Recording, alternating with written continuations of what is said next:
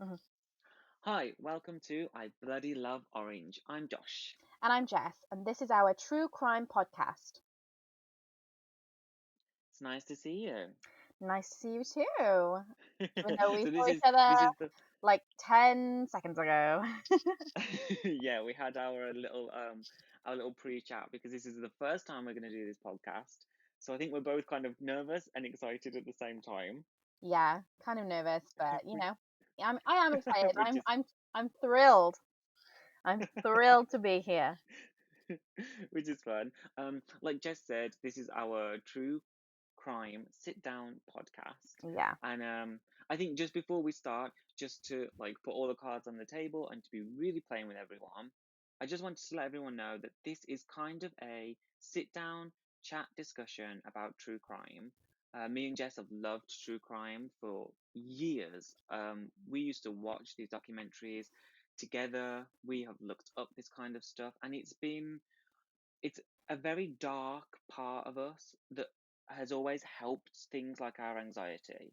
Like Yeah. reading about crime, watching things about crime, it's always been something we've really related on, right? Yeah, it's it was one of the things that sort of brought us together in a way. Like, our love of Disney was like one of the first things, and then our love of crime and how weird that is, because everyone always feels a bit insecure about loving crime and stuff like that. But when you find someone else who loves it as much as you and understands it, it sort of like, brought us together and we were a lot closer. And then, we always talked about it. And even on like rainy days, we would just ring each other and like sit in a dark room and I would just read off like crime wiki pages. So, it's completely our history. So we thought, why don't we just share Yeah. this with everyone? And what a better time it's during quarantine. It's a great time for us to kind of connect with other people that have the same interests as us. And this is something we've done privately before. So it's really fun to now make it kind of a little hobby podcast for us. Yeah, Um, exactly.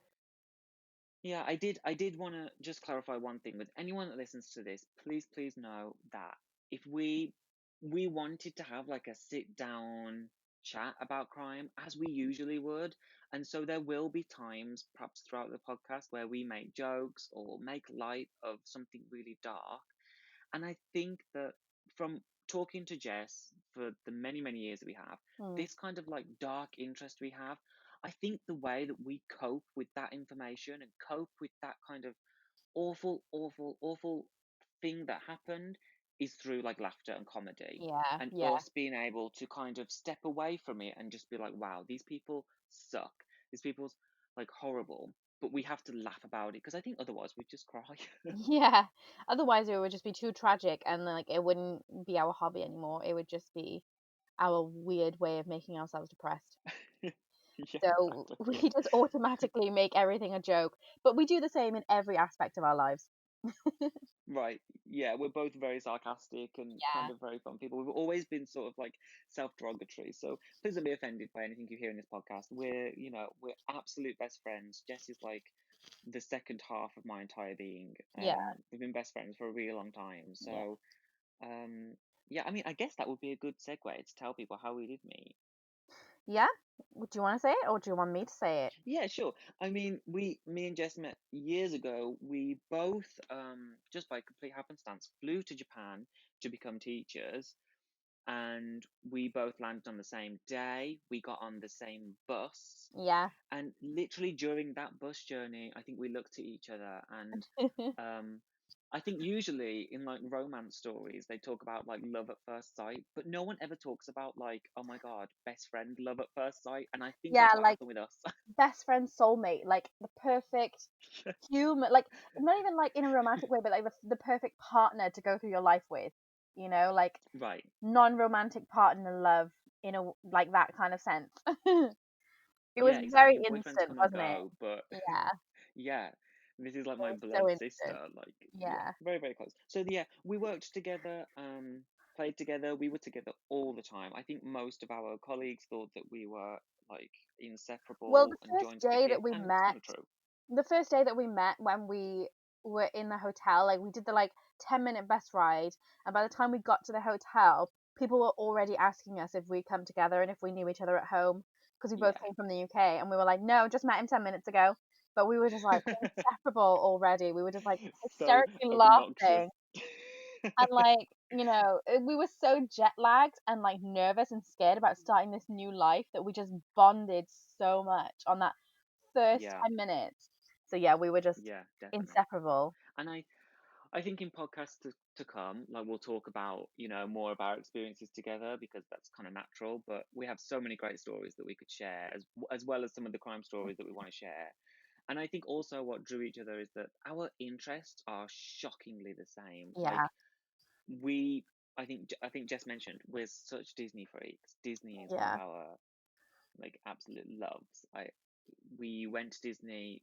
Oh my gosh, numerous times in Japan. We just got in the car and went to Disney. It's one of our big, big loves. And I think it's kind of strange because we're in the center of sort of like dark crime and the darkest details and the darkest sort of things to hear, and then the love of like Disney and a small Yeah. world. And we're just like, yeah, let's dress up as princesses and go to Disneyland. And yeah, we just sit in the middle of those two. Yeah, we're like right in the middle of that spectrum if there is such a thing. Like, Right. Yeah, kind uh, of kind of crazy. So I'm sure in the future we'll have something to do with we'll do something like that. yeah.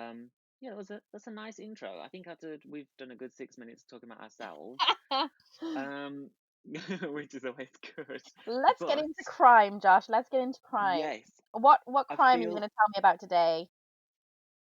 Thank you. Yeah, I feel amped up now. I feel ready. I think now we've had a little ice break. I feel ready to get into the meat of our podcast. So our podcast is going to be about true crime. We're going to read one crime to each other every Saturday, and yeah, you should listen in because we're going to really get into this. I have researched my crime a lot. I spent a few days researching. I want to give credit to Wikipedia for some of my research. I also watched Deadly Women's documentaries and I watched Criminally Listed on YouTube. Those are my sources for what I'm about to tell you, and they were a great help. Gave a lot of information. Um, this week, the first week, I am going in a bit hard. Wait. This is the story of Juanita Hoyt, or Juanita Ethan Nixon, as that was her initial family name. So, let's go. Juanita Hoyt was born in 1946 in Richford, New York. Some backstory for her and her childhood. Juanita was born in New York. Soon after she's born, her brother, Robert Nixon, who was slightly older than her, died at 2.5 years old of spinal meningitis. Mm, So, as soon as she's born, it seems like the domino effect has already started. Things sort of somewhat go wrong. yeah. A year after Juanita is born, her mother becomes pregnant again, but during delivery in 1947, the umbilical cord of the baby wrapped around the child and the child didn't survive childbirth. The Oof. weirdest part is like their other son who had previously died, this child was also named Robert. Yeah. 2 years later, her mom gives birth to a final child and she has a daughter. And her mom's name is Dorothy, you know, just for information's sake. Juanita, as she grows up, I think more and more problems hit her. It's really sad. She contracts measles at the age of 11, and that leaves her nearly blind. Her family are noted by neighbours and people that knew them, even family friends say that they were cold and distant people. So maybe not super sociable. They were just kind of a little cold. Juanita is also not super sociable. She prefers reading, and students at her school say that she always preferred being alone. When she was in high school, she met an older boy. I think he was a senior at the time that she was a freshman, and his name was Tim Hoyt. He graduated, and when she turned 17, they decided to get married. So he's just slightly older than her. Yes. Wait, how old Dorothy, was she again? Juanita's mom, she's How? 17 at the time, and he's a Mhm. freshman. I think that makes him 2 years older than her. Sorry, Right. he's a Okay. senior. Makes Okay. him 2 years older. And they decided to get married after she turned 17. Dorothy, Juanita's mom, really doesn't approve, and she kicks Juanita out of the family home. Hmm. So Juanita goes to live with Tim's family at their farm.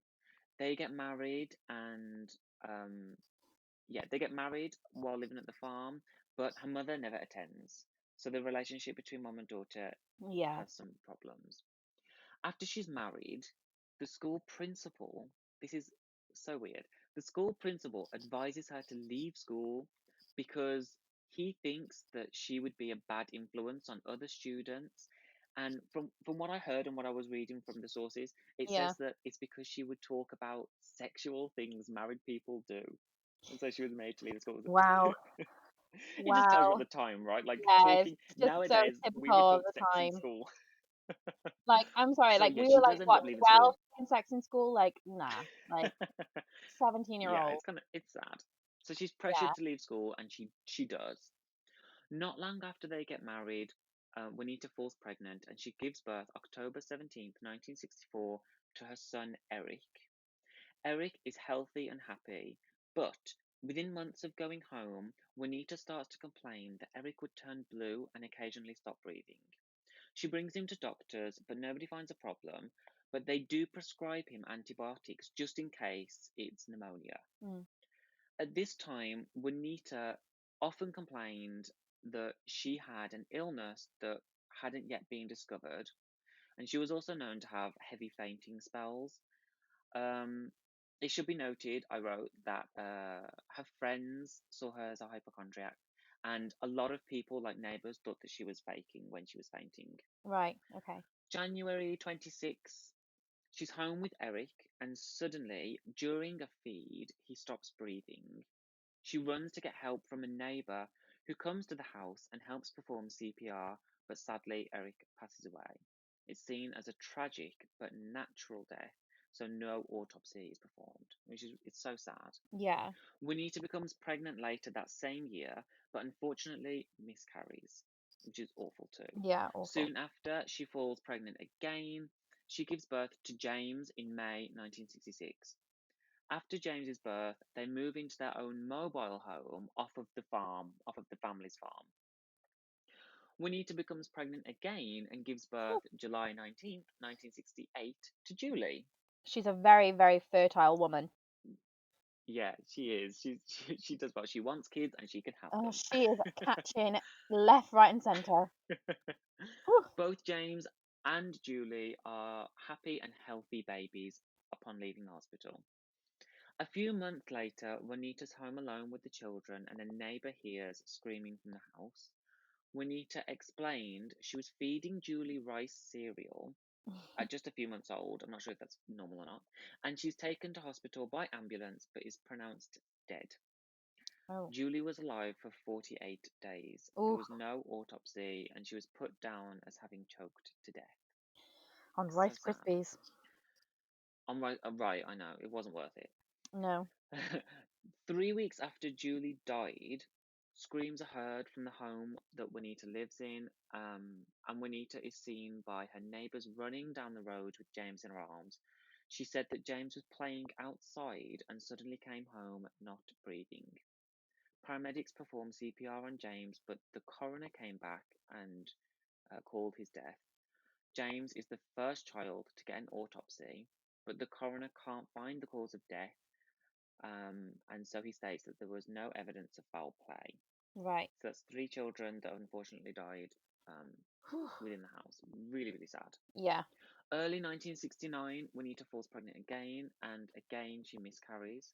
Oh, Later the God. same year, she's pregnant again. In 1970, she gives birth to Molly. Doctors were aware of the problem that the Hoyt children were having, Mm. so they conducted tests to check her health thoroughly at the hospital. However, she is sent home. 4 days later, Molly is found not breathing by Juanita. God. Juanita said that she performed CPR and she did resuscitate Molly. When she took her to the doctors, they couldn't find any cause for this. She goes home and 2 weeks later has the same problem. At this point, doctors recommend they see a Dr. Stein Schneider. He's a pediatric specialist in New York. He's studying sudden infant death syndrome, which is also come to known as SIDS. Yeah. Um, Dr. Schneider believes SIDS is a product of sleep apnea. Sleep apnea is where someone stops breathing for a short time during their sleep. Yeah. He accepts Molly into a clinical trial, and she's admitted to hospital. He noted she stopped breathing during sleep, but she never stopped breathing long enough to need assistance from nurses. He also noticed that this sleep apnea clinic had her set up to a machine that would trip an alarm if you stopped breathing for more than 15 seconds at Right, one okay. time. Molly spent 24 days in the hospital and never set off the alarm. She takes a sleep apnea machine home for Molly to use. That was the first case of a baby receiving such a apnea machine. Right. Okay. A Even day though and a she half didn't trip later, it? right, she doesn't trip anything. It doesn't seem like she's having huge problems breathing at the hospital, but they do give her this just, I think, as peace of mind to help her sleep. Yeah. Um, a day and a half later, so she leaves, and a day and a half later, she has to be revived by Juanita. She was put back into hospital. She was there for another month. During the stay, nothing noteworthy happened. And what they mean by that is that when you look at her records, there's nothing written down by a nurse or doctor to suggest that she was having any kind of problem. Yeah. Um, she's in hospital for a month. She's discharged, and the next day, just before turning 3 months old, she dies. Right. Juanita claims that she died during a nap, but by the time she called an ambulance, that nothing could be done. Even though she was a case study, an autopsy is never done. It's kind of seen as quite suspicious Mm. and really, really sad at this time. She's lost so many children. It's really awful. Um, After losing Molly, Juanita discovers she's pregnant. She gives birth in 1971 on Mother's Day to Noah. He stayed in hospital for 4 days. He was then transferred to Dr. Schneider's hospital. He's discharged a month later. Sorry, the times get really kind of pushed together here. And three Mhm. days after, Juanita says she had to revive him, so he goes back to hospital. So her latest child, Noah, her son, sorry, he's Mhm. put into the sleep apnea clinic for a month. Nothing happens. He goes home. 3 days later, he has to be revived, so he goes back to hospital. Right, Tim okay. Hoyt, Juanita's husband and the father to the children, suspects that he has a hereditary um, problem that he's giving his children. And he's so torn up about it. His family, friends, everyone said that he was really, really torn about it. Yeah. And so he got a voluntary vasectomy Yeah. just so that he couldn't pass on any more genes that he suspected could be causing this problem. Yeah. Noah is discharged with nothing noteworthy on his file. He's seen to be completely healthy. Later, Dr. Schneider would claim that Noah suffered from sleep apnea, but I'm going to get back into that later. The next day, Tim leaves for work. Juanita finds Noah blue in his crib. She performs CPR, but it was too late to help him, and Noah also passes away. His Right. autopsy is labelled death by SIDS. A week after his death, Juanita and Tim apply to adopt a child. Mm. Noah passes away, and a week later, they sign up to be adoptive parents. It's very fast. Yeah, I can't imagine the kind of what they're going through as a couple, but it does seem Yeah. quick, right? Yeah, seems really quick. Right. 4 months after Noah's death, they're given a boy. However, he was taken back a few days later, I think, Oh, due to some of the information that came from the house. yeah. Dr. Schneider published a paper about the Hoyts. He never used their name, he only referred to them as the H family Yeah. in his paper. But his paper talks about how slight sleep apnea caused or is a main cause for SIDS. His article talks about it being a hereditary problem and that sleep apnea is a huge cause for SIDS. And this paper was a landmark article at the time. It Yeah. was referenced over 400 times in cases to come, and it was seen as one of the most informative pieces of evidence and research on this topic. It became accepted fact that SIDS was caused by sleep apnea, and it made the doctor the foremost person on the topic and very famous. Yeah. 1974, Juanita tells the neighbours that a man who lived next door sexually assaulted her, but never tells the authorities. I added that little bit of information in because I think it speaks to her character, right? Mhm. Mhm. She doesn't tell the authorities, but she does say she was sexually assaulted by a neighbour. Nothing more comes of it, but I wanted to give everything. They later adopt a boy. His name's Jay. He's 2 months old at the time of adoption. He's the first child to survive childhood with the Hoyts. Right, okay. This, however, really bolstered Dr. Schneider's point that SIDS could be hereditary. He used Yeah. this as an excuse for why his theory was correct. The deaths had stopped, and it seemed like the family were getting on like a good path. There were two occasions where their trailer caught fire under suspicious circumstances. What? Um, yeah, it seems Mm, like they had weird. such a life. Yeah. So yeah, that happens. And then nothing more comes of the story until we get to April 1984. So around 10 years later, Mhm. a man is arrested for statutory rape, and his name is Stephen Vanderslice. It's a beautiful name. Vanderslice, I like saying it. Mhm. Stephen meets Jane Bowers in 1970. They're both Jehovah's Witnesses, and so they're introduced by friends at a dance. Right, okay. After that, they start dating. It should be noted that Jane was 15 at the time and Stephen was 19. Oh, So yikes. her parents, Jane's parents, didn't really approve of the idea of them dating. Yeah. Um, they also said her mom is noted to say that she found him to be a really shifty character and she didn't Mm, trust him. They did, however, get married 5 days after her 18th birthday. okay. Stephen and Jane go against her parents and they get married 5 days after she turns 18. They Right. lived in New York, and in May 1975, sorry, what? No, that can't be correct. I think I've got some of my dates mixed up because I say April 1984. Oh, sorry, Yeah. sorry. No, wait. I'm good, I'm good. In 1975, Jane gives birth to a son, Heath. Just before his first birthday, Stephen took out a life insurance policy worth about $10,000 on Heath.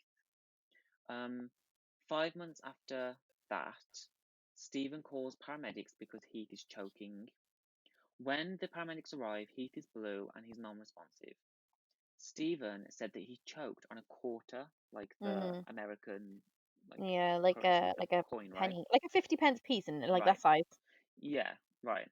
Heath is pronounced dead at the hospital, and no autopsy was conducted. 12 days after Heath's death, Jane gave birth to a girl, Heather. Whew. So sad. So literally 12 days before she gives birth to her second child, her first child passed away. So sad. Yeah. A week later, Stephen took the payout from Heath's death.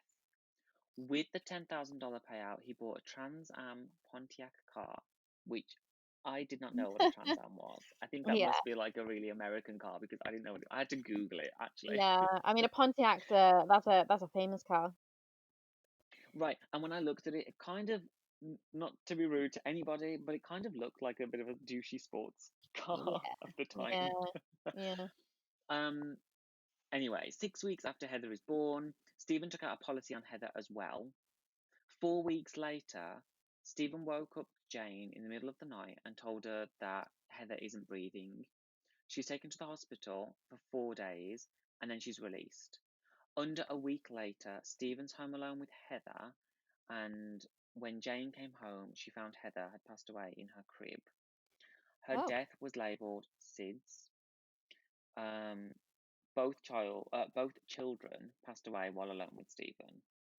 Hmm. Soon after, Stephen collects the life insurance money, which he no, sorry, yeah. Soon after he collects his life insurance money, soon after Heather's death, Jane found out that she was pregnant, and she gives birth to Vicky, their third child. Okay. 1979, Jane goes to work. Stephen is home with a 15-month-old Vicky. Jane got home, goes to the crib, and finds Vicky dead. Oof. So sad. Jane's father at this point was convinced Stephen was doing something and he had something to do with the children's death, so he wanted an investigation.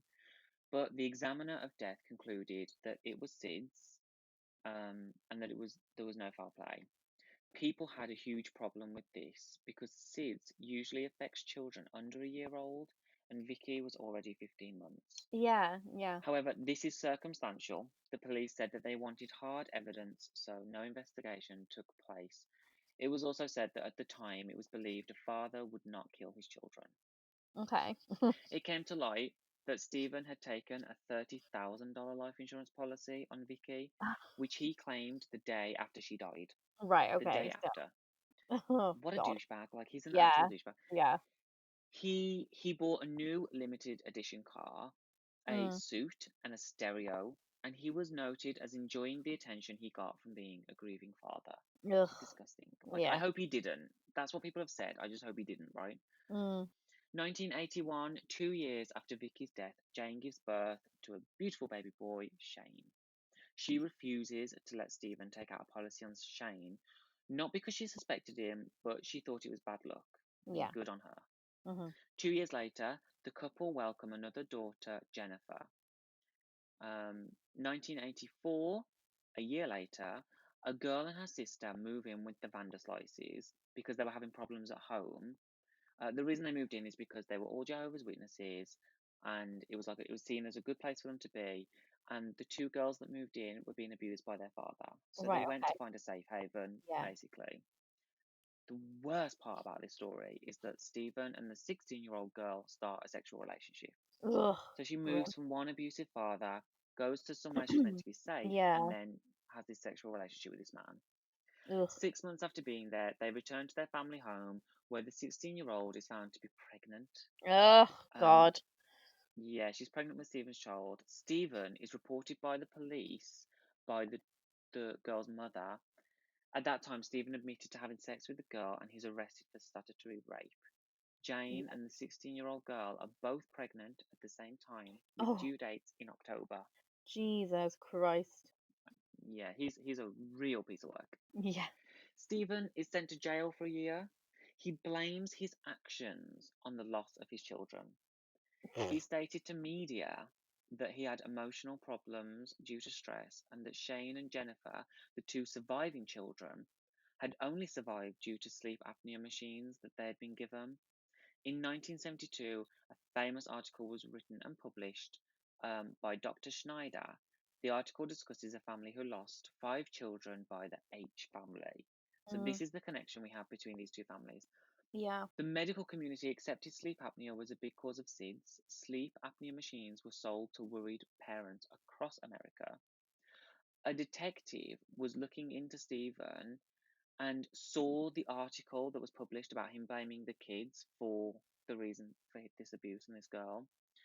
The detective was so enraged by what he saw that he brought Stephen in for questioning and he asked him about the deaths of his children. Stephen broke down, admitted to killing Heather and Vicky, but he was absolutely adamant that Heath did choke on a quarter. Mm, The bodies were exhumed because of his statements, but further autopsies couldn't provide any extra information. yeah. Stephen would go on to lead the detectives on a purposefully vague goose chase, and Mhm. he just led them on totally. He finally told them he would hold the children close to his chest until they stopped breathing. Stephen said that it was never for money, but he just wanted Jane's affection. He wanted her to love him more and to pay all of her focus on him. Ugh. The girl he sexually abused later gave birth to a son, and a week later, Jane gave birth to his son.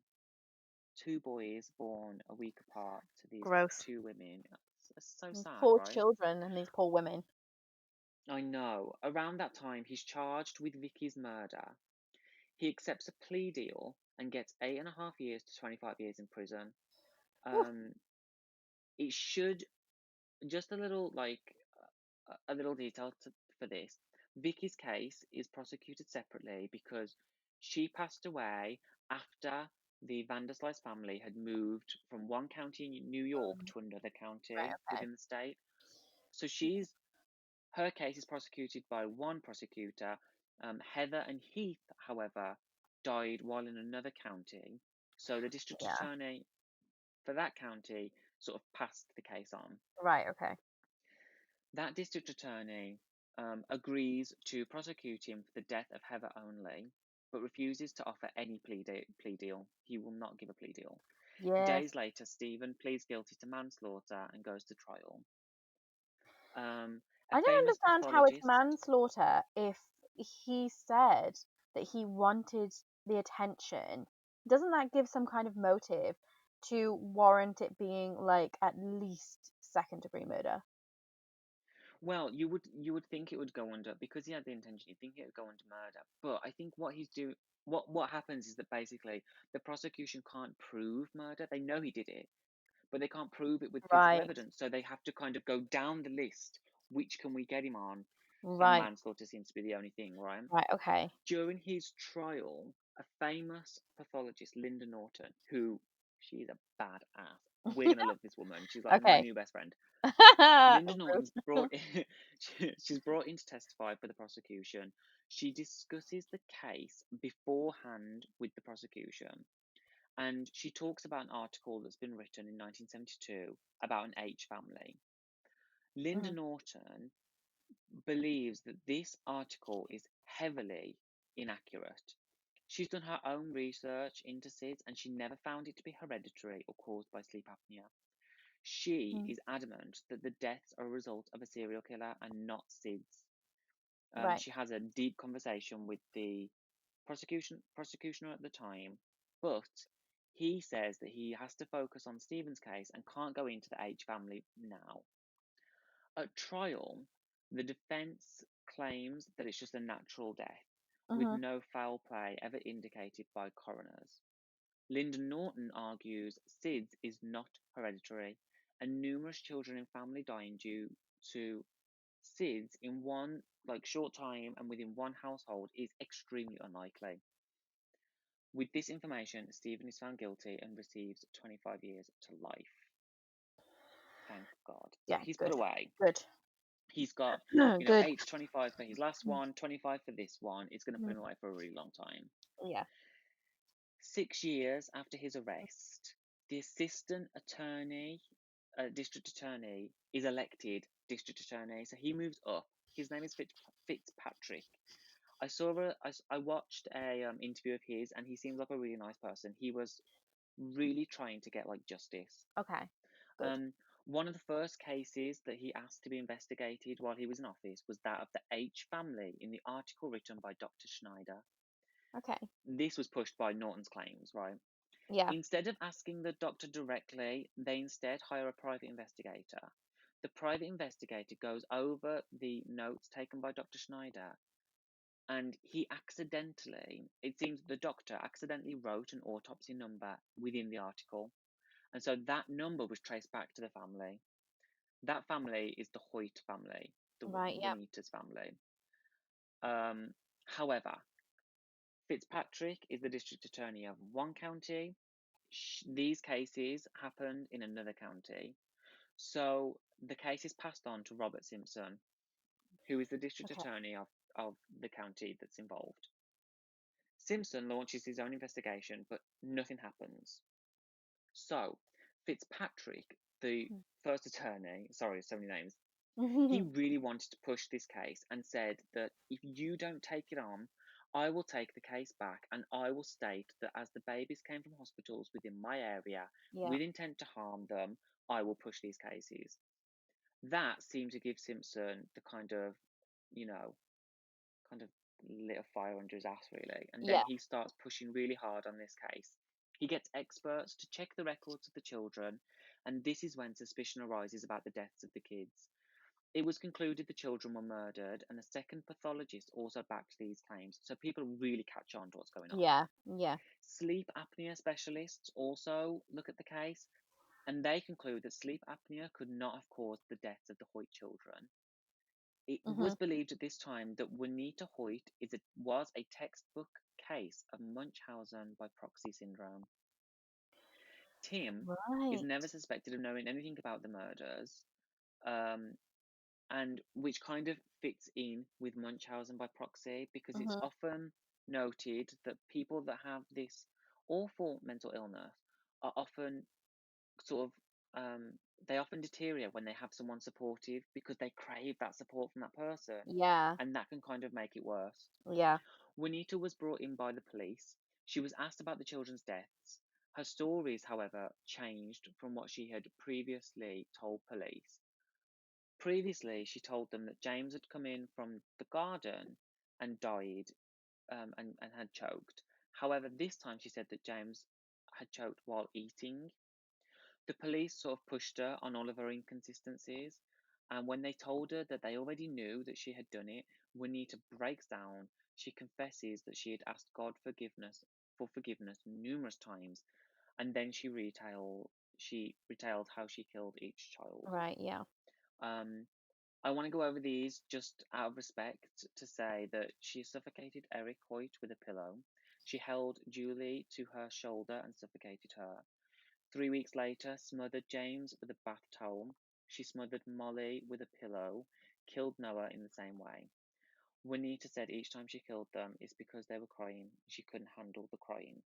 And Okay. that really fits in with the character witnesses that we talked about previously, where she was really cold and kind of Yeah. standoffish. Yeah. She's arrested for all of the murders. She pleads not guilty. Prosecution at this time, they didn't have a lot of physical evidence, but they did Mm, have her confession. mhm. Um, Unfortunately, the deaths happened over 16 years ago, so all they could do was have her confession read aloud in court.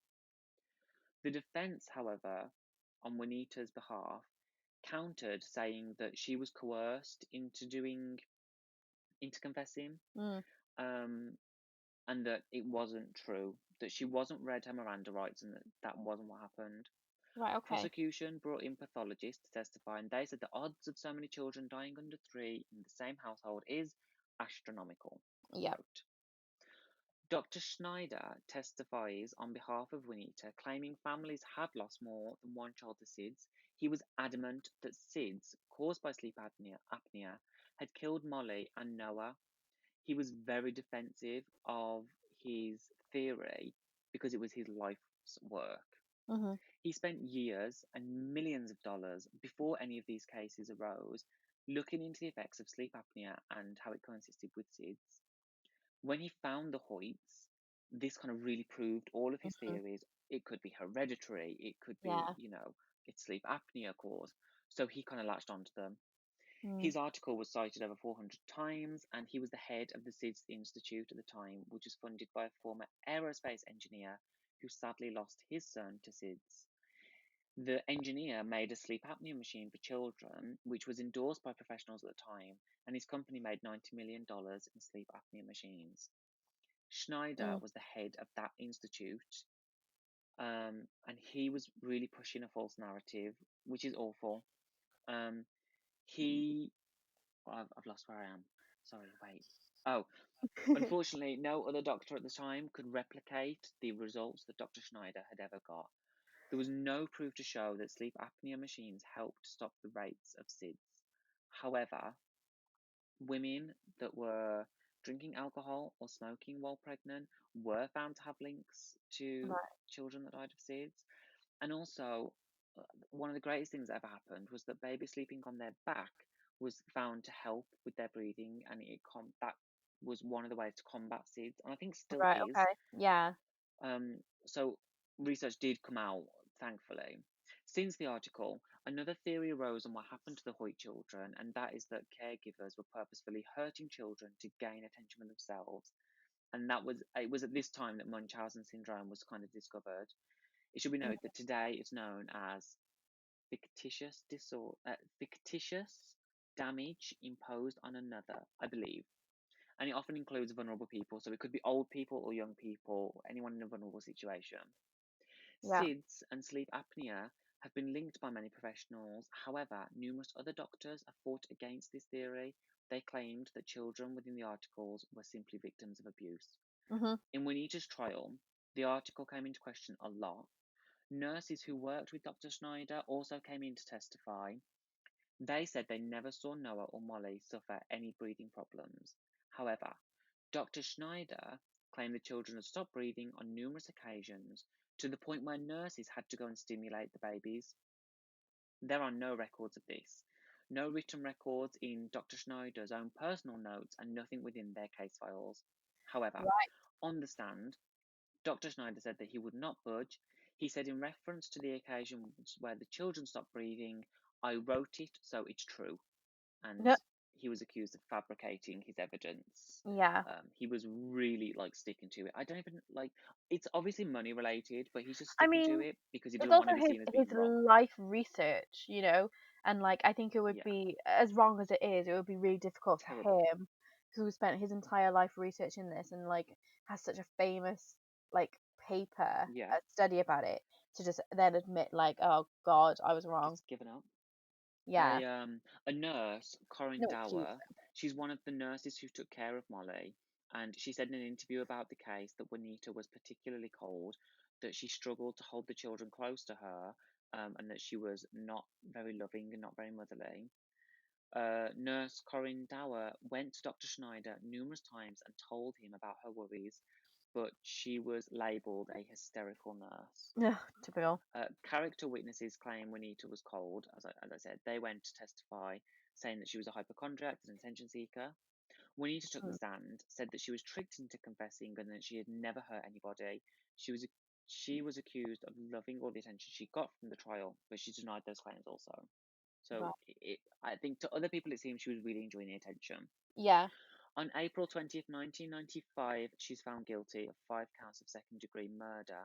She gets 15 years for each child to be served back to back, giving her a 75-year sentence. She served 3 years before she passed of pancreatic cancer while in prison.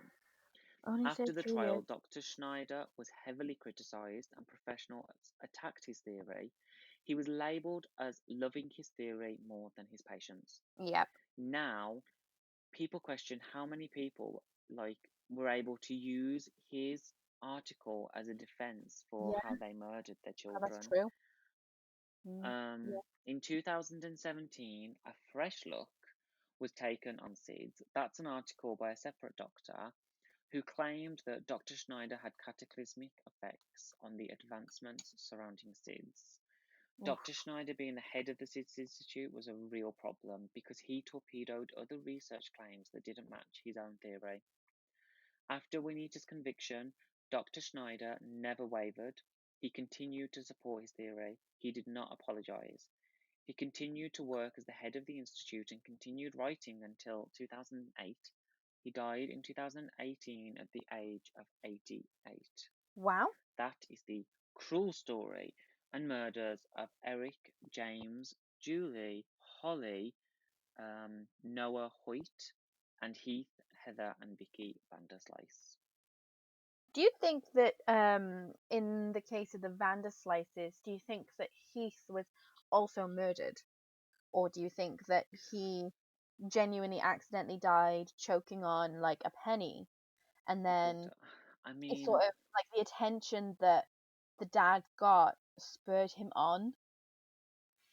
yeah, I mean it is a good point. Like maybe he died literally on accident, and that Yeah. attention sort of I don't know started his need for attention from his wife Yeah. and from people. I mean, it could be. I mean, it says in all of the things written about him that he was adamant that he did not kill Heath and that Heath Yeah. did die And that's in weird that to me way. because if you've admitted to killing two children, two of your own children, and Yeah. you would just admit to killing the third if you did, you I know? mean, I would like to think so. I mean, from my perspective, looking at this case, the only takeaway I have is that Munchausen's by proxy syndrome is a real mental issue, right? Yeah. People that are suffering with that, I can't pass judgment on. You should never get to a point where you're going to kill someone, right? I mean, set the house on fire 10 times and get all the attention you want, but please don't kill anyone. Like, that seems a bit too far. I mean, But I don't want to pass I would say super don't set harsh the house on judgment on fire either. someone. Yeah, yeah, don't do that too. I don't endorse any of that. But because it's a mental for someone like myself who's been through, I've had my own mental struggles. I somewhat not sympathize, not empathize, but I I haven't had it, so I don't want to go too hard into it. Just Yeah, don't yeah, kill yeah, someone, like don't yeah. be a dick. Like, we don't But the one understand his person that medical I can't, condition. Yeah. right, the one person that I just can't get on board with is Dr. Schneider Oh, no, because he's an 100%. educated man. He's got millions backing him for research. Just research the real case and do some good with it. Yeah. Don't be so stubborn and just stick to your own, So stick to what stubborn you that you've think actually for let no reason. people get away with murder. Like, Yeah, and people have actually terrible. escaped murder charges because of your paper and because you will not, let up that you were wrong. and like it's Yeah, not hereditary, it is like sudden infant death terrible. syndrome. And like that's what it is. It's sudden. It's it's hard. Like how can you put something on that? Like it's that's the whole point of SIDS is that it's sudden. Like Right. And usually, when I was reading up on these kind of cases, SIDS is often put down on cases where actually doctors don't know yeah, what happened to the child. When they've exhausted everything that they can do to check, then they will put it down to, okay, this is SIDS.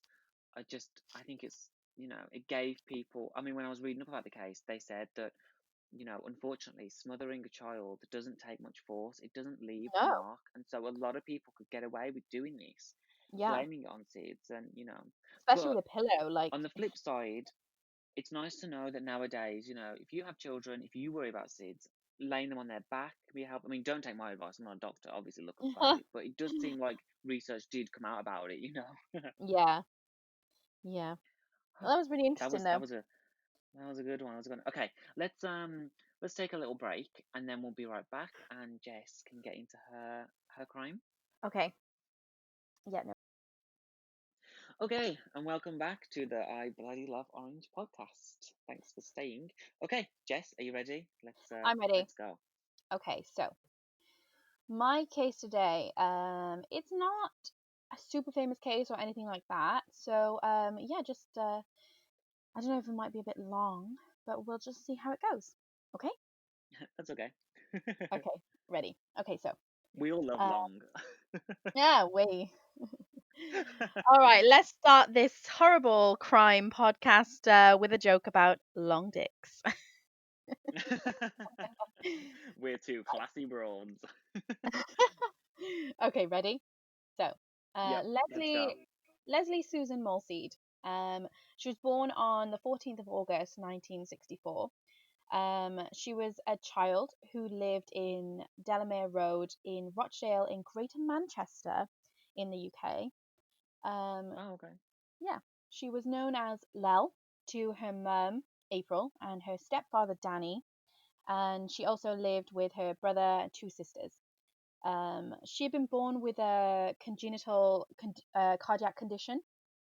When she was 3, she had open heart surgery to rectify her illness, but the procedure affected her health and development, and she remained quite frail and with a reduced mental level for her age. So, just a little bit of background on her. She was a bit having like some health issues, and she had a reduced mental sort of level due to this. So that's a bit of background. Um, Around Okay. lunchtime on Sunday, the 5th of October in 1975, she was asked by her mother to go from her home to a local shop on a nearby road to buy bread and air freshener. Bit of an odd Oh, combination, but there nice. we go. Yeah. For Leslie, this would have been considered a sort of routine and normal thing, especially in the time, like in the 70s, like it was okay to send your child to like the shop. It was pretty safe. Well, it wasn't, but it was thought to It be pretty seemed safe. it, right? Yeah. So it wasn't like unusual to let because she was 11 at the time. So it was pretty normal to let your 11-year-old go to the shop on her own. Okay. She was walking alone in a blue raincoat and with £1 in cash and a blue canvas bag. She was last seen by witnesses in a secluded lane. When Leslie failed to return home, her concerned mother sent her siblings out to look for her, and her stepfather also joined the search. At 3 p.m., with no sign of her and no evidence that she had arrived at the shops, the Rochdale police were contacted. So she went up around lunchtime, so I would say that's about 12 p.m., you know, and she didn't come back, and they immediately went out and looked for her. And within 3 hours of not finding her themselves, they were like, right, we need the police. So I would say that's very like That's so fast. normal. Yeah, really fast Right. reaction. Okay. Because she was 11 as well. So once the police were contacted, a search around the town and the adjacent area immediately began. Um, Sadly, Molseed's body was found 3 days later, around 8 a.m. on the 8th of October, at the top of a 9-foot steep grassy hill above a remote lay-by. So, like on a road, lay-by, up like a hill. in West Okay. Yorkshire. So she'd been like Okay. taken from Manchester to West Yorkshire, and like her body was there. She was lying face down in some tall grass. She had been stabbed 12 times in the upper shoulder and back. Some of her wounds were very deep, and one had made its way through her heart. Oh my There God. were no defensive wounds, and the time of death could not be calculated. None of her clothing or possessions were disturbed, but the money was missing, and someone had ejaculated on her clothing and underwear. Other evidence Oh, collected by forensics included foreign fibers, traces of dry wallpaper paste, and 379 other objects in the vicinity. Yeah, so there's a lot of okay. stuff around, but remember this is like a busy road. It's like Okay. it's not like quite a motorway, but it's like a like a dual carriageway or something like an interstate, Right. so it's Okay. a busy So it road. could So just be trash, right? yeah, it could be trash, but because it was in the vicinity of her body, they collected a lot of objects just in case. Wow. Okay. Um, and of course, that horrible thing of like someone ejaculated on her clothing, which is disgusting. Um, but gives us a clue that we're looking for a male, I at mean, least. when did this happen? This happened in 1975. Oh, see, porn wasn't around. Oh my God. Oh God, porn was around just in different forms. It wasn't as easy accessible, but it was still. What's this thing about porn being like just in woods? Like I hear so many jokes about like porn being found in the woods. I'm just like, Yeah, what? it's so weird. I know, so weird. Okay, anyway, so we're gonna go on to the Sorry. very very fast. Like we've gone through the sort of crime part. It happened Okay. very quickly, and now we're gonna go into the suspect. Okay, so this guy called Kizko, that's his second name. Um, he's a 23. Start that again. He's a 23-year-old tax clerk of Eastern European descent. Okay, so he's not. Okay. He's from the UK. He's from the UK, but he's of Eastern European descent. He Okay. became the prime suspect in this murder. His father, Ivan, had emigrated from the Soviet Ukraine, and his mother, Charlotte, from Slovenia after the Second World War to work in the cotton mills of Rochdale, West Yorkshire. So Okay. his parents are from two different countries, and so he is of like I hate to say it, but he looks like he's from a different place, and so I think already there's a kind of like bias against him. There's like a stigma. Right. Okay. Right, okay. Especially in the 70s. Mhm. At the time of the hunt, four teenage girls, Maxine Buckley, Catherine Burke, Debbie Brown, and Pamela Hind, claimed that Kisco had indecently exposed himself to them the day before the murder. Okay, so these four girls had Oof. Okay. claimed that he had exposed himself, it was like a flasher, the day before the murder. One of them also said that he exposed himself to her a month after the murder on bonfire night, and that he had been stalking her for some time previous to that. West Yorkshire police quickly formed the view that Kisco fit the profile of the sort of person likely to have killed Morseed, even though he had never been in trouble with the law and had no social life beyond his mother and his aunt. He's just like showing his junk to people. Yeah, and the police were like, "This is the guy. We got him, boys. Okay. We got him, boys." His father had died of a heart attack in the street at Kisco's feet on the 26th of September in 1970. So 5 years before, his dad literally died in front of him on the street. Oh, that's awful. Yeah, evaluation showed that Kisco had a mental and emotional age of just 12. You know, Oh, okay. okay, so he's 23, but his mental age and emotional age is just 12. Kisco also had an unusual hobby of writing down registration numbers of cars that annoyed him, which supported police suspicions. The police now pursued evidence which might incriminate him and ignored any other lead that might have taken them in other directions. So they basically Okay, were that's a like, good idea. this is the guy. Like, we got him. Ugh. This weirdo guy who's showing his dick to people. Yeah. They've already decided that he likes to show his junk. This must be him. Yeah, yeah. Acting upon the teenage girl's information and their suspicions of Kizko's lifestyle, and having allegedly found a girly magazine, is what they said. Which I don't know if that means like a porno magazine or that means like a young girls magazine. I don't know. Oh, like a kid's like girls Yeah, magazine. because then it says he found Ah, a girly magazine and a bag of sweets in his car. So I don't know if they meant that as like a okay. lure for a girl, like trying to get someone Ah, in. okay. The Okay. police arrested him on the 21st of December in 1975. Okay, so that's about 2 months and a bit after this happened, after they found her body. During questioning, and the interviewing detectives seized upon every apparent inconsistency between his accounts of the days before and leading up and the day.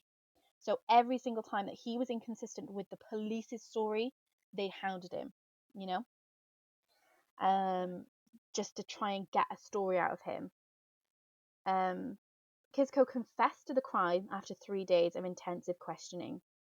He believed that by doing so, he would be allowed to go home and that the ensuing investigations would prove him innocent and his confession false. Prior to the Oh, Police and bizarre. Criminal Evidence Act of 1984, suspects did not have the right to a solicitor present during interviews. So they Right. didn't have Okay. the right, That so he didn't sucks. have to have the lawyer there. Also, the police Okay. didn't ask him if he wanted one. And his request to have his mum present while he was being questioned was refused. And crucially, the Oh, police that's did sad. not caution him until long after they had decided he was a prime suspect. Okay.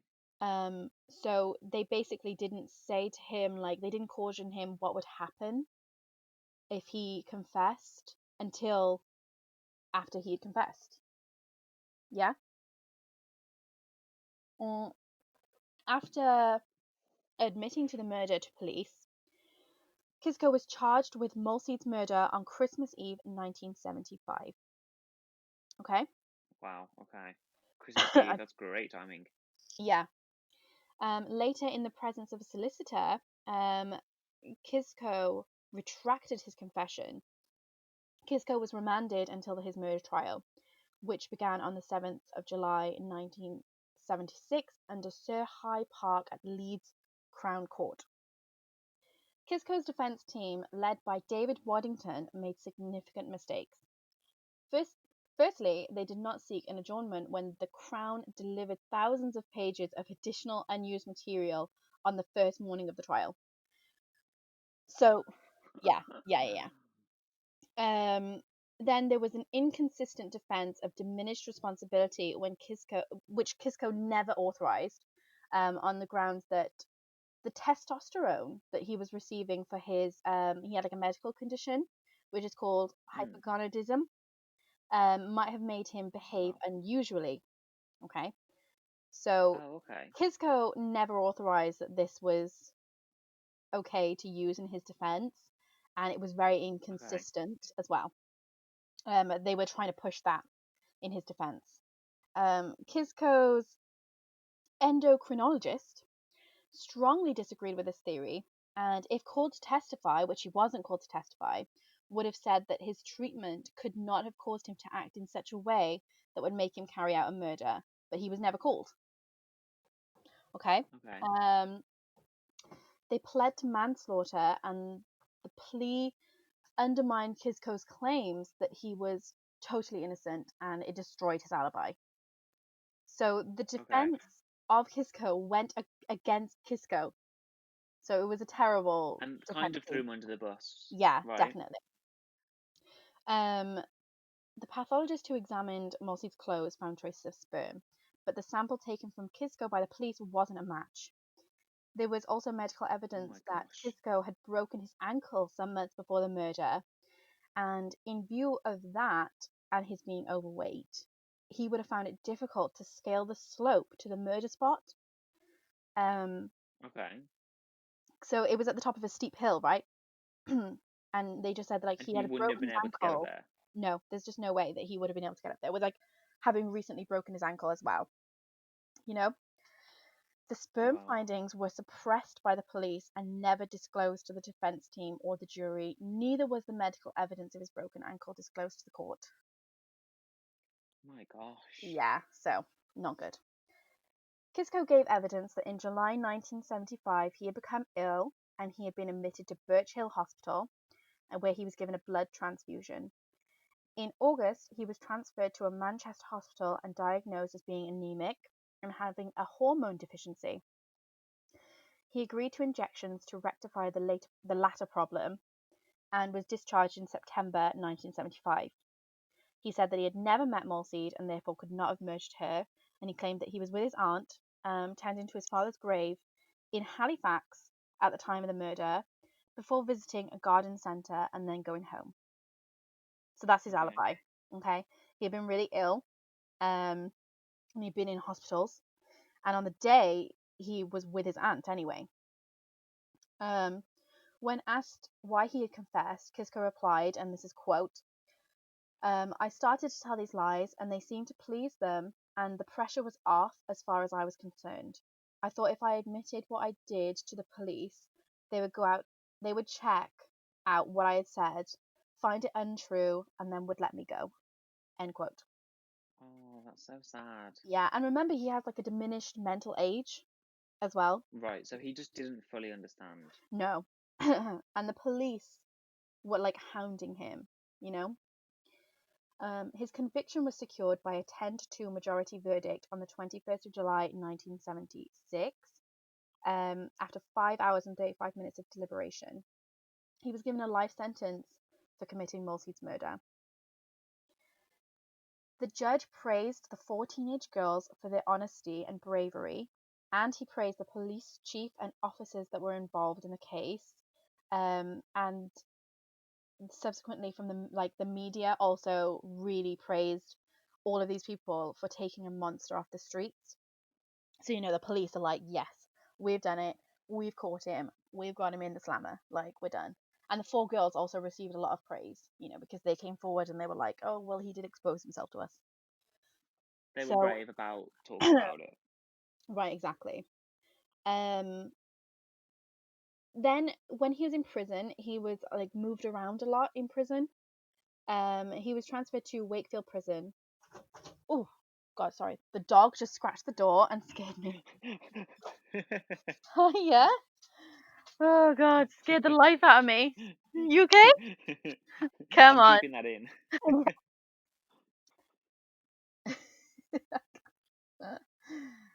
Okay. Kisco was transferred to Wakefield Prison and immediately placed on Rule 43 to protect him from other inmates. As in the eyes of the law, he was now a convicted sex offender. He launched an appeal, but it was dismissed on the 25th of May 1978. So he's already been in prison for 2 years now, and his appeal was completely just dismissed. Um, whilst in prison, Kisco was subject to at least 4 unprovoked attacks carried out by other inmates who detested him, and only on one occasion did he fight back. On that occasion, both Kisco and the inmate involved in the fight received punishment. And after Kisco showed some retaliation, he didn't experience any further attacks. People had started to feel sorry for him by then, and because he actually fought back, they were like, "Okay, we're done. Like, we'll leave him alone." Mm. However, from 1979 onwards, Kisco developed schizophrenia whilst in prison and began to Oh suffer from no. delusions. Yeah. So it's not going good for this guy. Oh.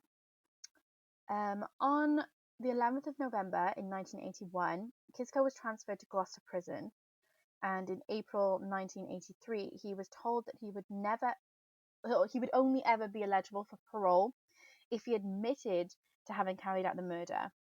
But if he continued to deny being a child killer, then he would spend the rest of his natural life behind bars. But it made absolutely no difference to his stance. He always said, I did not commit that murder.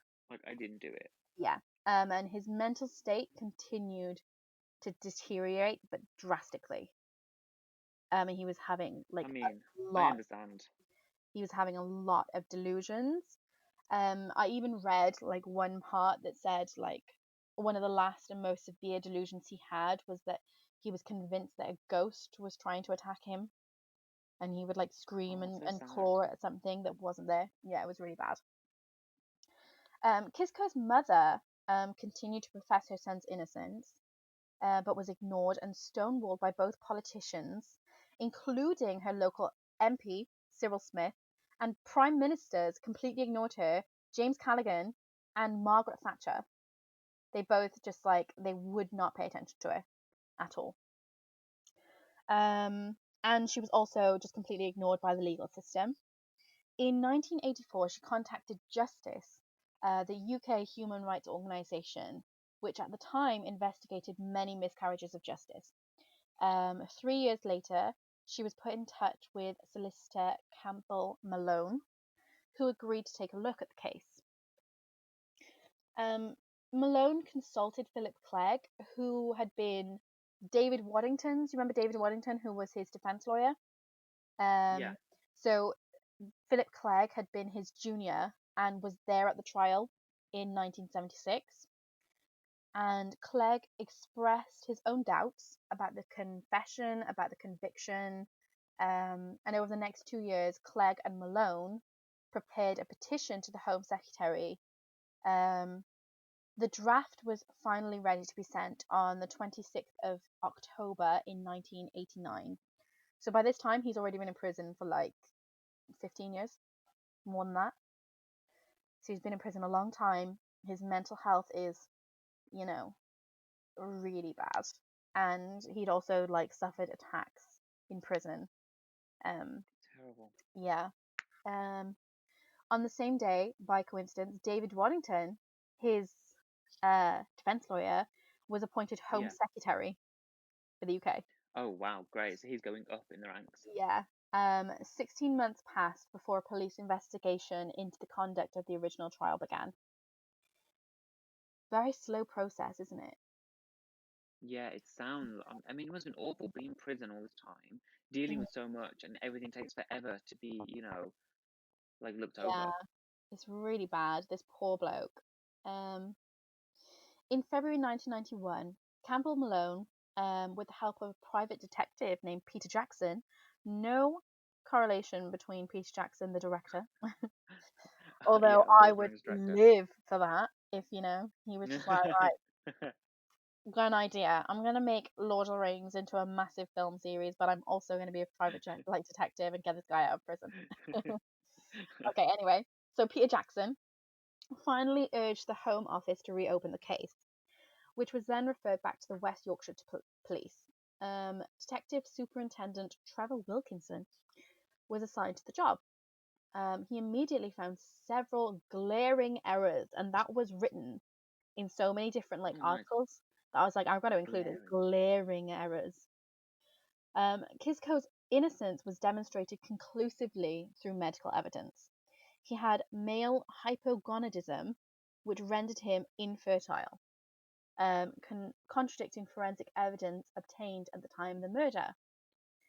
In his in 1975, this gets a bit weird. In 1975, his testes had measured 4 to 5 millimeters.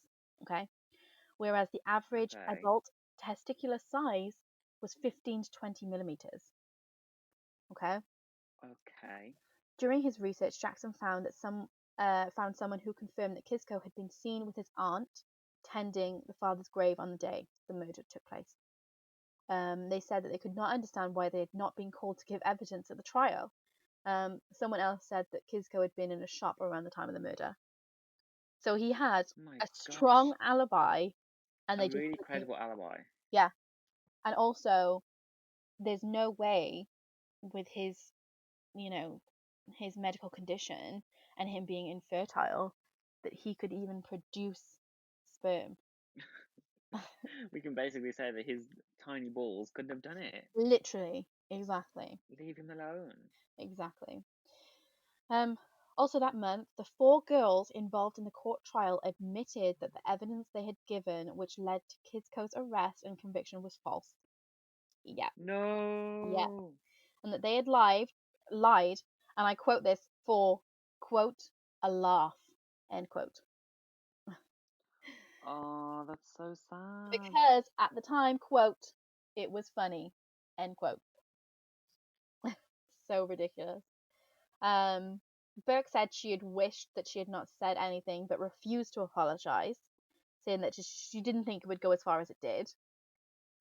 Buckley said that it was not Kisco who had exposed himself to her, and that he had not been stalking them, but they had seen a taxi driver urinating behind a bush on the day of Malseed's murder. Um, Helpful. yep. She also refused to apologize.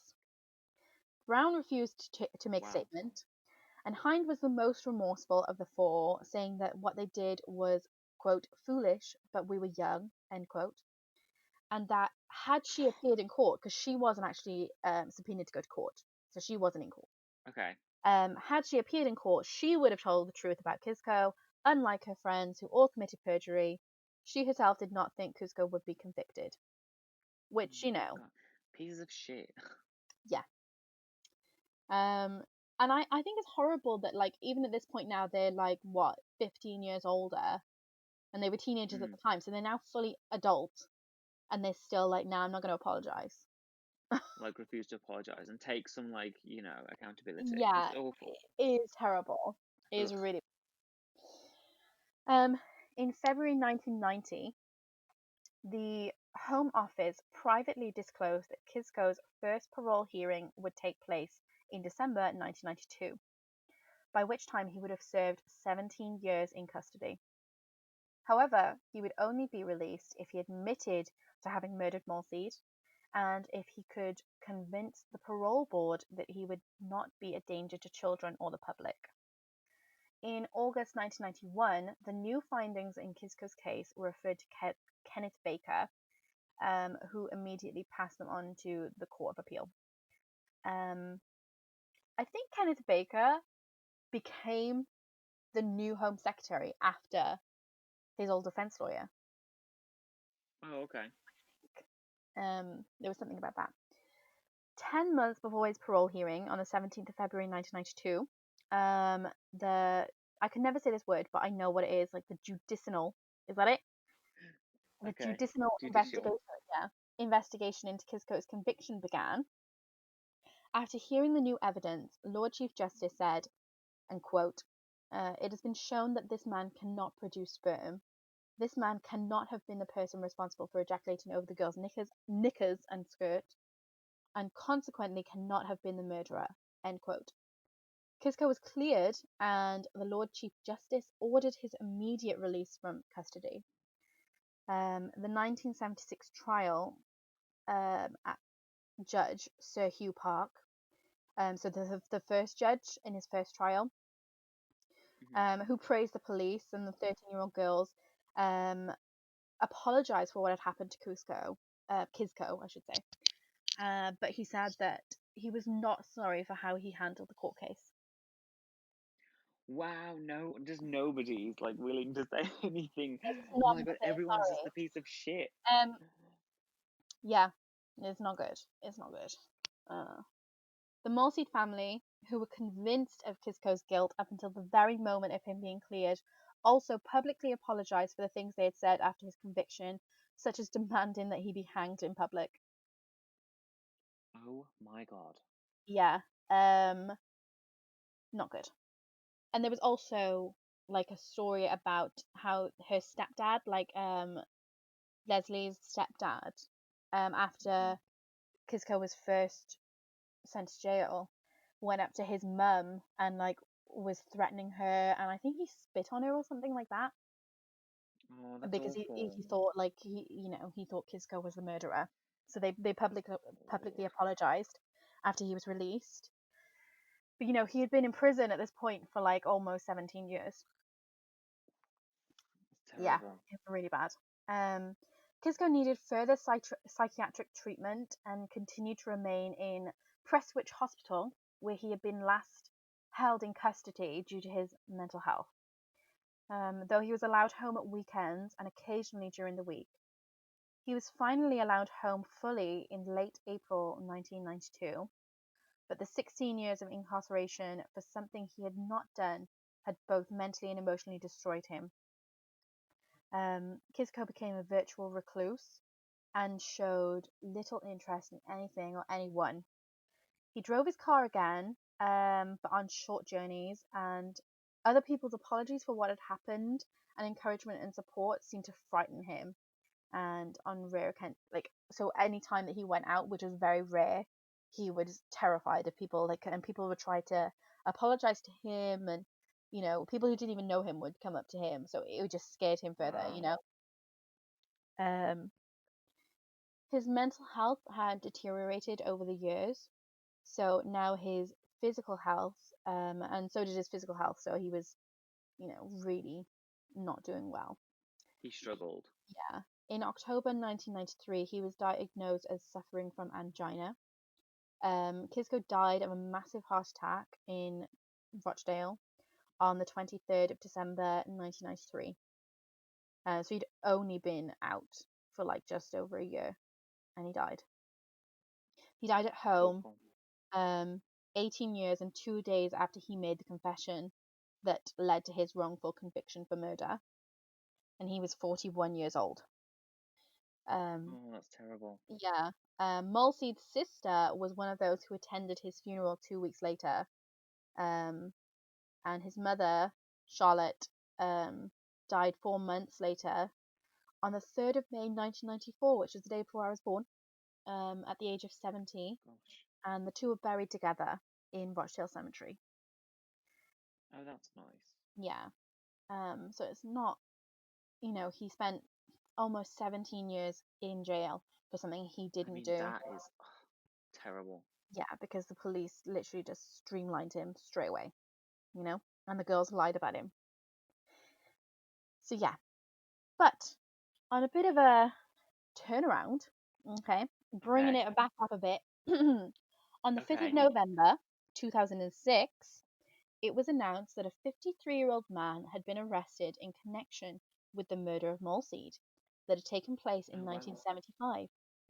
DNA evidence was alleged to have shown a direct hit, that's a quote, with a sample found at the scene of the murder. Ronald Castry, a taxi driver from Rochdale. Yeah, yeah, linking it back The up. guy who peed. Linking it back up, yeah. He was charged with murder and made his first court appearance on the 7th of November 2006, where he was remanded in custody. At a court hearing on the 19th of April 2007, Castry pleaded not guilty. On the 23rd of April 2007, he was refused bail. A bit of background about him, okay? Castry lived in a nearby, like Shaw and Crompton, like a nearby place to Rochdale, um, Okay. and he was a taxi driver for many years. He was unpopular with his neighbours, who said he had a nasty temper. His former wife said he was foul with his mouth and foul with his fists, so not a nice person. 2 weeks before Castry killed Molseed, his wife had given birth to a son. Castry was not the baby's biological father. His wife had been involved in an affair. On the 3rd of Oh, wow. October 1975, Castry's wife went back to hospital with deep vein thrombosis, leaving Castry home alone on the day of the murder. She remained there for the following week. The birth of the illegitimate child may have been the trigger for the murder. That's what they said. Okay? Ooh. Yeah. Um, so he has no alibi because he was home alone when this happened. A DNA sample from Castry taken on the 1st of October 2005, when he was arrested but not charged in a connection with another sex attack, was a direct match with the semen sample found on her underwear. Although Castry was not charged with the offence, it was later dropped. So this is when he was arrested for another sex attack, and they took a sample from him.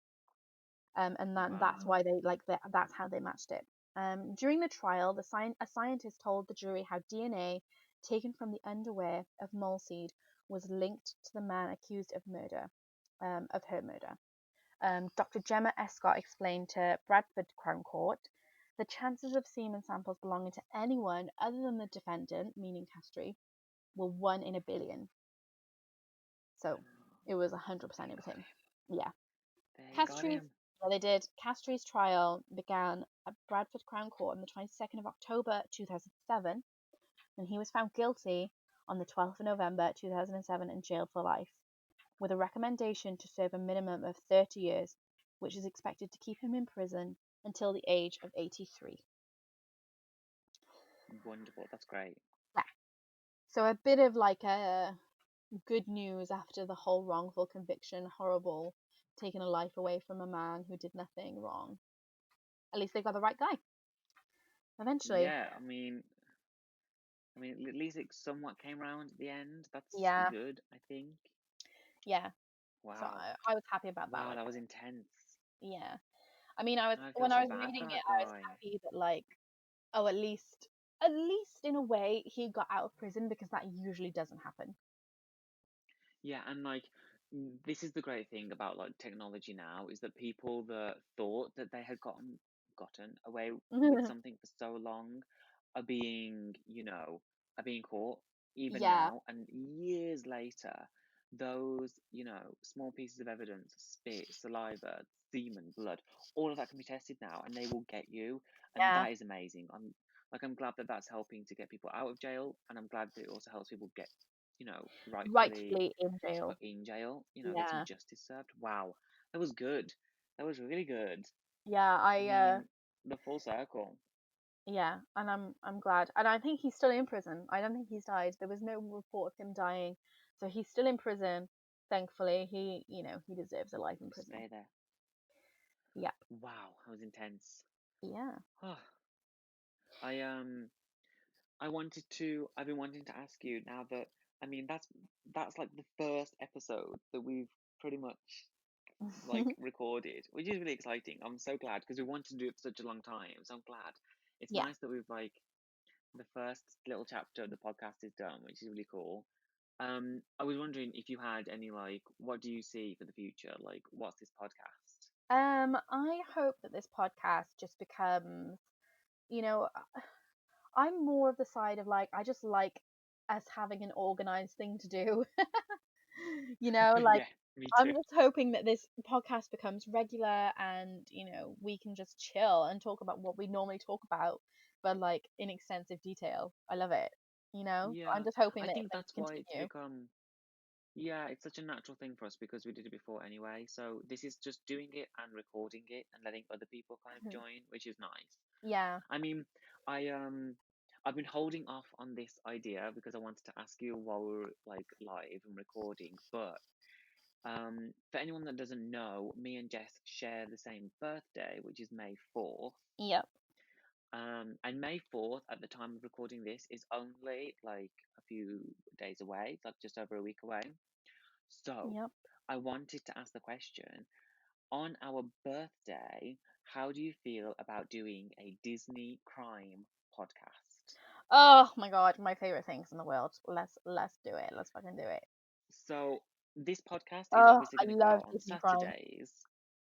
We're going to do, it's going to be a Saturday upload for this podcast, and we're going to try to stick to that as best as we can. But for a very, very special, just for our birthdays, not next Monday, but the Monday after, on May 4th, we will upload our Disney Crime podcast. Yeah. So you have this one to listen to, next Saturdays to listen to, and then the following Monday after that, we'll be uploading the third one, which will be a special Disney Crime episode. And Oh my god, I I'm going can't to get wait. looking into that. I can't So that's going to be our first little wait. special one, and that will come out Monday the 4th. Yes, my two favorite Exciting. things. Actually, my three favorite things are you, Disney, and crime all combined. Yeah. Let's go. You know, How fun is that? I'm This so time, down. maybe we'll film it. Not film it. Maybe we'll record on our birthday. Maybe just before. But I would like to I mean, hey, get it published on our quarantine birthday. birthday. What else can we do? Exactly. That's the thing. And so it gives me something to look forward to. That on our birthday day we could sit down, record the podcast, and something Yeah, interesting for us to get into. I'm so Oh, down. that was fun. I enjoyed that. It was so fun. I loved it. It was good. Yeah, Jess, I think we did it. I bloody love orange. and I fucking love green. So see you next Saturday.